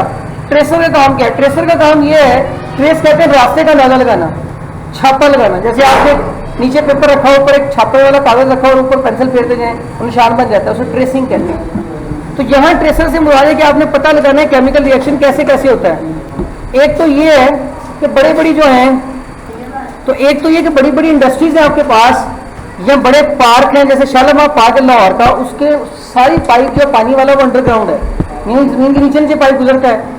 अब उसमें पानी ज़ाया हो रहा हो किसी जगह के ऊपर, आगे नहीं पहुंच रहा हो, तो इसका मतलब पानी कहीं से लीक हो रहा है। अब चूंकि वो जमीन के काफ़ी नीचे है तो लीकेज नज़र नहीं आती, ऊपर जमीन गीली नहीं होती। तो उसको चेक करने का फिर एक तरीका ये कि आप जो पानी छोड़ रहे हैं उस पानी में आप रेडियोएक्टिव आइसोटोप डाल, वो रेडियोएक्टिव आइसोटोप पाइप के जरिए जाते जाएंगे, और जहाँ जहाँ आपने पाइप बिछाया था अंदाजा तो होगा, आपको मैपिंग होती है, नक्शा बना होता है।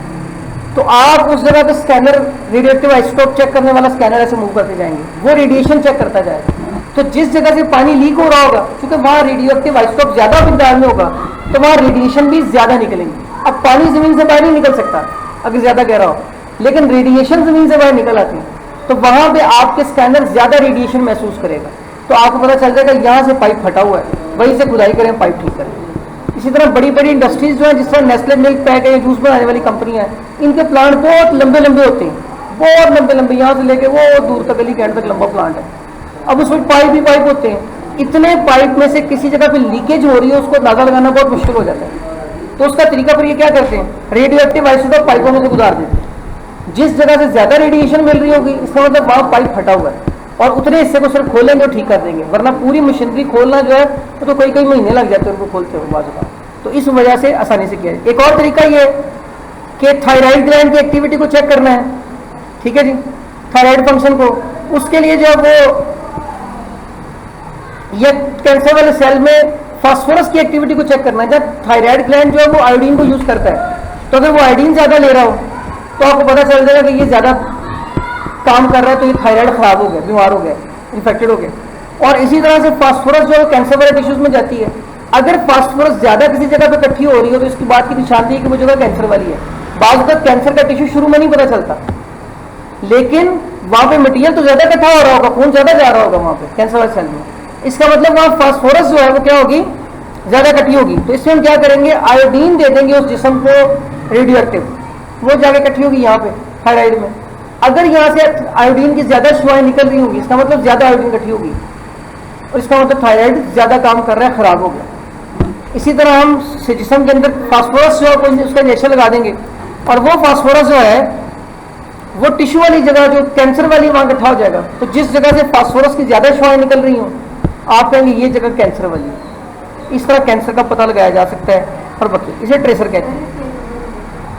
रीडिंग में कहा देता हूँ, रेडियोएक्टिव ट्रेसर्स और केमिकल कंपाउंड्स। रेडियोएक्टिव ट्रेसर्स जो केमिकल कंपाउंड्स हैं containing some quantities of radio isotopes, इसमें रेडियो आइसोटोप्स होते हैं। They can be used to explore the metabolism of chemical reaction inside human body. उस इंसानी जिस्म के अंदर जो केमिकल रिएक्शन फाइंड आउट करने के लिए इस्तेमाल किया जा सकता है एनिमल और प्लांट, जानवर और पौधों में। Radio isotopes are use as tracer, उन्हें ट्रेसर के तौर पर इस्तेमाल कर सकते हैं। In medicine, industry and agriculture, इन शोबों में हम उसको ट्रेसर के तौर पर भी इस्तेमाल करते हैं। फॉर एग्जाम्पल, मिसाल के तौर पर radio iodine 131 readily accumulates in the thyroid gland, thyroid gland में जमा हो जाता है, and can be used for monitoring of thyroid functioning, thyroid functioning को बयान करने के लिए इस्तेमाल किया जा सकता है। For the diagnosis of brain tumour, दिमाग के ट्यूमर के लिए फास्फोरस 32 इज यूज, इसको यूज करते हैं। The malignant part of the body absorb more quantity of isotope, malignant part बीमार हिस्सा, कैंसर वाला हिस्सा, वो ज्यादा आइसोटोप को जज़ब करेगा, and this helps in tracing the affected body part. तो ये अफेक्टेड जिस्म को जो है वो चेक करने में मदद देगा। इन इंडस्ट्री में ट्रेसर्स कैन बी यूज, इस्तेमाल किया जा सकता है to locate the wear and tear of moving parts of machinery, machinery को टूट फूट को चेक करने के लिए। They can be use for location of leak in underground pipe, underground pipe में जो लीक है उसको चेक करने के लिए भी इस्तेमाल कर सकते हैं। They can be use for location of leak, ये हो गया। By introducing a suitable radioactive tracer into pipe, मुनासिब ट्रेसर पाइप में डाल के, the leak can be conveniently traced, उस लीक को आसानी से मालूम किया जा सकता है।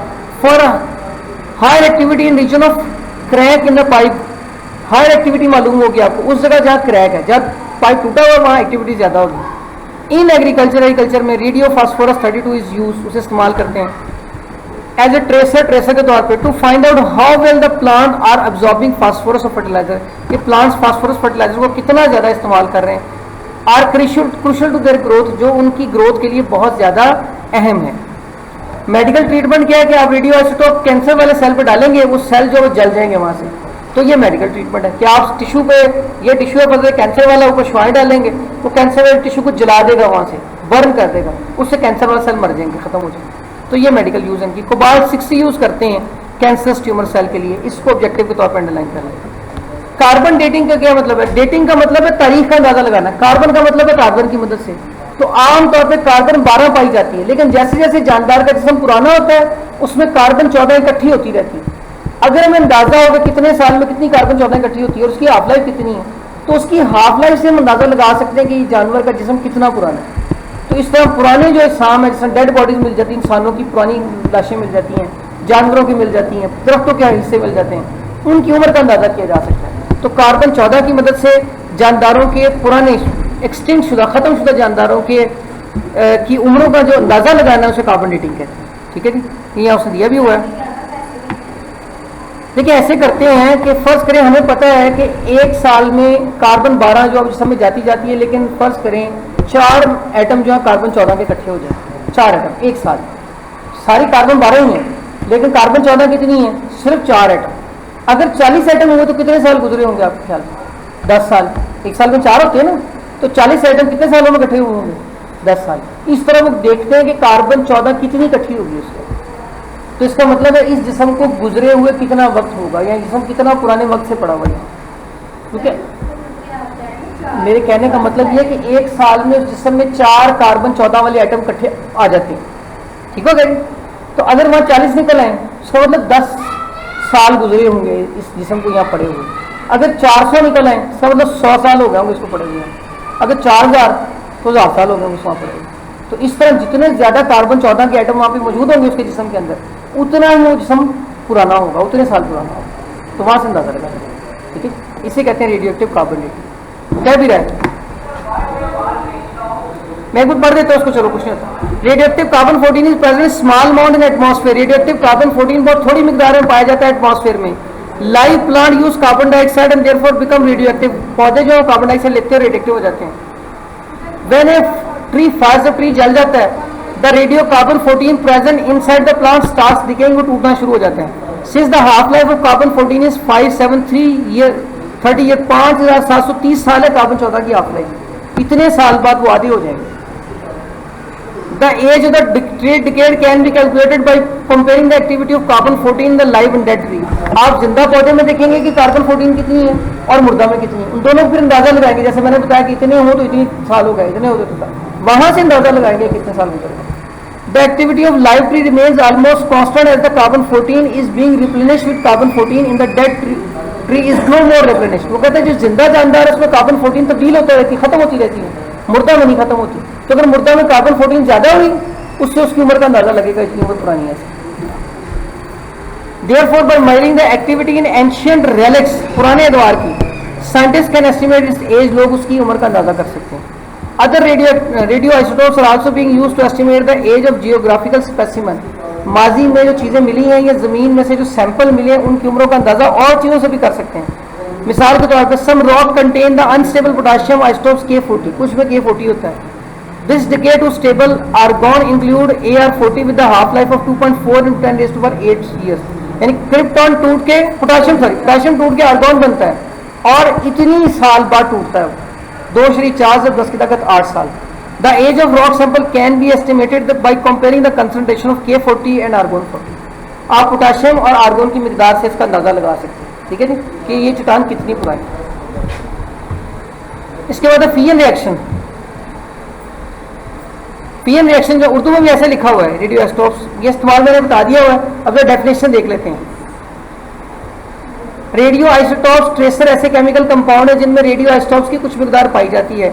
बाकी ट्रीटमेंट वगैरह मैंने वैसे ही जैसे बताई है वही है, कोई इसमें खास चीज़ नहीं है। अच्छा जी, फिशन रिएक्शन जो है, फिशन का मतलब है टूट जाना, फ्यूजन का मतलब है जुड़ जाना। तो फिशन रिएक्शन ऐसे रिएक्शन को कहते हैं जिसमें बड़ा न्यूक्लियस टूट के छोटे न्यूक्लियस बनाता है। बड़ा न्यूक्लियस जो है ब्रेक हो जाता है और उसके ब्रेक होने से छोटा न्यूक्लियस जो है उसमें आ जाता है। बड़ा न्यूक्लियस फर्स्ट करें यूरेनियम 235 का है, इसके साथ न्यूट्रॉन आके लगता है और वो न्यूट्रॉन स्लो होना चाहिए, स्लो, क्योंकि असल में हमने न्यूट्रॉन को न्यूक्लियस में रोकना है। जब न्यूट्रॉन न्यूक्लियस में आएगा न्यूक्लियस का बैलेंस चेंज हो जाएगा और न्यूक्लियस टूट जाएगा, ठीक है जी। लेकिन अगर हम फास्ट न्यूट्रॉन देंगे वो टकरा के आगे निकल जाएगा, रुकेगा नहीं। हमने न्यूट्रॉन को चूंकि रोकना है तो हमें फ्यूजन रिएक्शन के अंदर बड़े एटम के साथ स्लो न्यूट्रॉन को यूज करना है, ठीक है जी। तो ये उसने बताया भी है, देखें ये न्यूट्रॉन है यूरेनियम के साथ, यूरेनियम में मिल गया, यूरेनियम जरा बड़ा हो गया और उसके बाद यूरेनियम टूट गया, एक क्रिप्टॉन बना, एक बेरियम बन गया और 3 न्यूट्रॉन फिर खारिज हुए। ये 3 न्यूट्रॉन अब 3 यूरेनियम के साथ जाके मिलेंगे उधर और उसको अगेन इसी तरह से वो 3 यूरेनियम बड़े हो जाएंगे जरा, और जब वो बड़े हो जाते हैं तो वो अपना बैलेंस बरकरार नहीं रख पाते और वो टूट जाते हैं और 3 9 न्यूट्रॉन निकलेंगे। वो 9 न्यूट्रॉन फिर 9 एटमों से जाके मिलेंगे और उनको थोड़ा सा बड़ा कर देंगे, फिर तोड़ेंगे 9 या 27 और 27 फिर जाके 27 से मिलेंगे तो 81, इस तरह आगे से आगे न्यूट्रॉन निकलते जाते हैं। न्यूट्रॉन टूटता आता जाता है, यूरेनियम से मिलता जाता है, यूरेनियम टूटता जाता है। इस सारे प्रोसेस को फिजन चेन रिएक्शन कहते हैं, ठीक है जी। एक है फिजन रिएक्शन। फिजन रिएक्शन ये है कि न्यूट्रॉन आए, यूरेनियम से मिले, यूरेनियम अनस्टेबल हो जाए, उसे तोड़ के क्रिप्टॉन बेरियम निकाले, ये फिजन रिएक्शन। लेकिन अगर ये रिएक्शन लगातार चलता ही जाए 1 से 3, 3 से 9, 9 से 27, 27 से 81, उससे आगे 8 से 24, 1 से 3, 243, ऐसे आगे जाके बढ़ते जाएं तो फिर उसको चेन रिएक्शन बोलते हैं, लगातार चलने वाला बोल, उसे फिजन चेन रिएक्शन हम कहेंगे, ठीक है जी। इसकी वजह से रेटिंग में कर देता हूँ, बाकी चीज़ें सारी वही जो मैंने बता दी, इसके अलावा कोई नहीं है। ये उसे क्वेश्चन दी हुई है, यूरेनियम के साथ एक न्यूट्रॉन मिला है, यूरेनियम 236 वाला बन गया, जो स्टार से बना है इसका मतलब ज्यादा एनर्जी वाला हो गया, अनस्टेबल है, टूट के एक्स और वाई 2 बने। उसने एक्स और वाई क्यों कहा है? क्योंकि ये एटम बदलते रहते हैं, कभी कोई बन जाता है दूसरा कोई और बन जाता है, कभी बदल जाते हैं। यानी क्रिप्टॉन में बेरियम उसने यहाँ पे कहा है ना, इसके अलावा भी कोई और बन सकते हैं। जब वो टूटता है तो एनर्जी के हिसाब से होता है, कभी कोई आइटम बन जाता है, कभी कोई बन जाता है। इसलिए उसने बजाय नाम देने के क्या कर दिया है, एक्स और वाई, तो कोई से भी 2 बन सकते हैं वहाँ पे, ठीक है जी। इसकी रीडिंग कर लेते हैं। Nuclear fission takes place when a heavy nucleus such as uranium-235 splits or fission into 2 small nuclei by absorbing a slow-moving neutron, as represented by the equation। कहते हैं न्यूक्लियर फिजन ढूंढना होती है जब एक हैवी न्यूक्लियस जो है, जैसे यूरेनियम 235 टूटता है और फिजन हो जाती है छोटे न्यूक्लियाई में, छोटे टुकड़ों में, by absorbing a slow moving neutron, छोटा न्यूट्रॉन जज़ब करके, as represented by the question, जैसे क्वेश्चन में दिखाया गया। Where uranium 236 is an intermediate product, ये इंटरमीडिएट प्रोडक्ट है, स्टेट है, that last only for a fraction second. ये जो मोटी वाली हालत उसकी बनी है 236 वाली, ये वाली, ये वो कहता है थोड़ी देर के लिए रहती है, अनस्टेबल और टूट जाती है। Splitting into nuclei X and Y called fission fragments, जिनको फिजन के टुकड़े कहते हैं। Nuclear fission was first observe in 1939 by Otto Hahn and Fritz Strassmann. इन दोनों बंदों ने पहली दफा 1939 में देखा था इसको। The uranium nucleus was split into two equal fragments absorbing a slow moving neutron. और उन्होंने क्या देखा था कि यूरेनियम का न्यूक्लियस टूट जाता है दो तकरीबन बराबर हिस्सों में, एक स्लो न्यूट्रॉन को लेके। The process also resulted in the production of typically 2 और 3 न्यूट्रॉन। इसमें आमतौर पर 2 से 3 बनते हैं, यानी कभी 2 न्यूट्रॉन निकलते हैं, कभी 3 निकलते हैं, लेकिन ऑन एवरेज 3 निकलते हैं, 3 के करीब निकलते हैं। The process also resulted in the production of 2 to 3 neutron per fission event. On the average 2.47, sorry 3 नहीं, 2.47 न्यूट्रॉन जो निकलते हैं पर फिजन, 2.5 के करीब निकलते हैं। लेकिन 2.5 का मतलब ये नहीं कि शारिये में निकलेंगे, 2.5 का मतलब है कभी 2 निकल आएंगे, कभी 3 निकल आएंगे, जब एवरेज करेंगे तो शारिये में आ जाएंगे। तो in nuclear fission the total mass of product is less than the original mass the heavy nucleus. कहता है फिजन में जो हमारे जो नए न्यूक्लियस बनते हैं, जब उनका मास जोड़ा जाता है तो असल न्यूक्लियस से थोड़ा बनता है। Measurements show that 200 milli electron volt of energy is release in each fusion events. Measurement बताता है कि 200 मिली इलेक्ट्रॉन वोल्ट एनर्जी निकलती है हर फ्यूजन में। अंडरलाइन कर लें कितनी एनर्जी निकलती है, 200। This large amount of energy relative to amount release in chemical process, ये बहुत बड़ी एनर्जी है इतने ही केमिकल प्रोसेस के निस्बत। यानी 1 किलोग्राम हमने यूरेनियम तोड़ना है, 1 किलोग्राम अपने केमिकल तोड़ना है, तो बहुत ज्यादा एनर्जी निकलेगी। 1 ग्राम सॉरी 1 ग्राम को 1 ग्राम को। For example if we burn 1 ton of coal, अगर हम 1 टन कोयला जलाएं, then about 3.6 × 10 joule of energy is release, इतनी एनर्जी निकलेगी। But during the fission of 1 kilogram of uranium, 1 kilogram uranium के फिजन में 6.7 × 10 joule of energy is release, इतनी energy निकलती है। ऐसे वो शाम को जाए देते ना मीटिंग में। We have seen the neutrons are emitted. We have seen that, हमने देखा है न्यूट्रॉन्स आर emitted, वो खारिज होते हैं when uranium 235 undergoes fission, जब इसकी फिजन हो। These neutron can in turn trigger other nuclei to undergo fission reaction। ये जो न्यूट्रॉन निकलते हैं ये दूसरों को भी करते हैं। इनको पहले 1 से 3 निकले, वो 3 क्या करेंगे, वो जो दूसरे एटम जो काम अभी नहीं करे उनको भी मजबूर करेंगे फिजन करें, और उनसे फिर निकलेंगे 9, वो उन अगले 9 एटमों को मजबूर करेंगे कि वो फिजन करते जाएं। तो इस तरह जो निकलते जाते हैं वो अगलों को करते हैं कि वो रिएक्शन करते जाएं।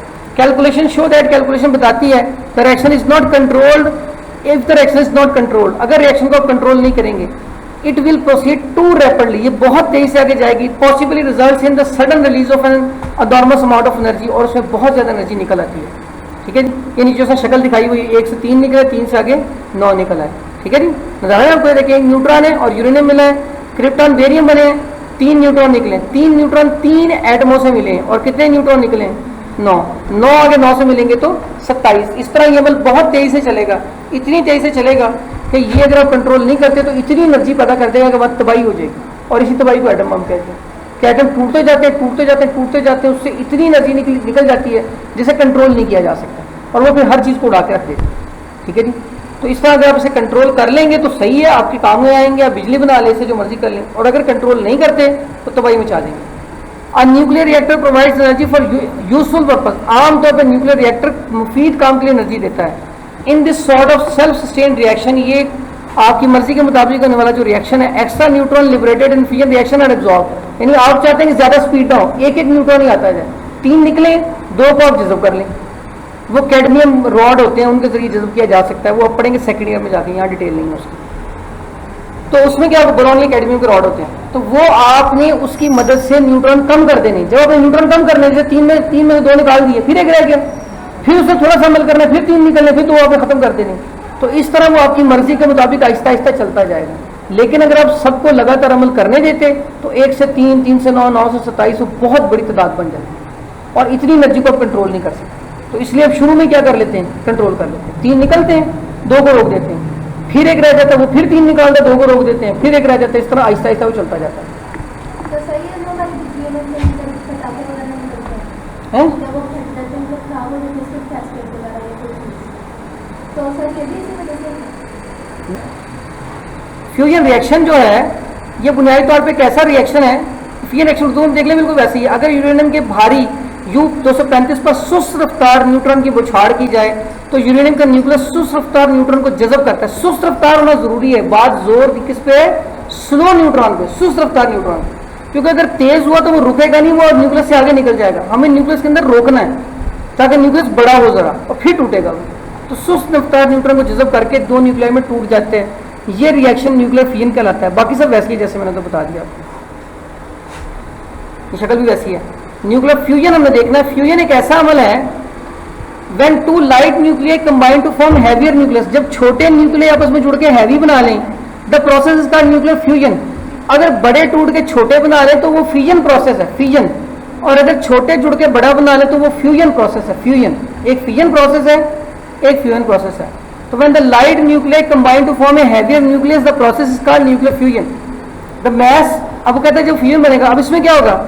वो जो छोटे मिलके बड़ा आइटम बना है, फर्स्ट करें एक का मैस पहले उधर 10 ग्राम का फर्स्ट कर लेते हैं, 10 ग्राम का, दूसरे का भी 10 ग्राम था, दोनों मिलके 20 होने चाहिए, वो 20 नहीं होता, वो 18 रह जाता है। इसका मतलब छोटे न्यूक्लियस जब आपस में जुड़ के बड़ा बनाते हैं तो मैस जरा कम हो जाता है। हर अमल में मैस कम होता है। फ्यूजन में भी आपने यही कहा, जब बड़ा एटम टूटता है, न्यूक्लियस टूटता है, तो जो छोटे बनते हैं उनका मैस अकेले वाले से कम होता है। वहां पे क्यों कम होता है? क्योंकि जो मैस कम होना है वो एनर्जी में तब्दील होना है।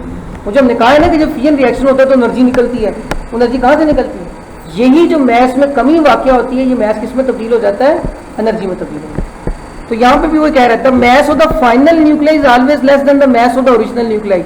यानी जो फाइनल न्यूक्लियाई बनेंगे, बाद में जो न्यूक्लियाई बनेंगे, उनका मैस जो है वो पहले वाले न्यूक्लियस के मैस से कम होगा। According to the mass energy relation, this loss of mass converts into energy, energy में तब्दील हो जाएगा। If an atom of deuterium is fused with an atom of tritium, अगर ड्यूट्रियम के एटम को ट्रिटियम से मिलाया जाए तो हीलियम बनेगा। तो ये ड्यूट्रियम होगा 2 मैस वाला, ये ट्रिटियम होगा 3 मैस वाला, दोनों मिलेंगे तो हीलियम 4 वाला बनेगा और एक न्यूट्रॉन बाहर निकलेगा। Factorially fusion reaction show in the following figure, शक्ल में दिखाया हुआ है, देखें। ये न्यूक्लियस इधर से आया, ये न्यूक्लियस इधर से आया, मिल गया, ये न्यूक्लियस बन गया और इसमें से एक तो एटम बन गया हीलियम और एक न्यूट्रॉन बाहर आ गया।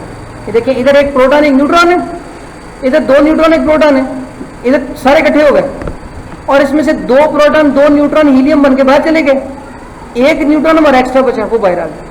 ये फिर आगे किसी से अमल करेगा, ठीक है जी।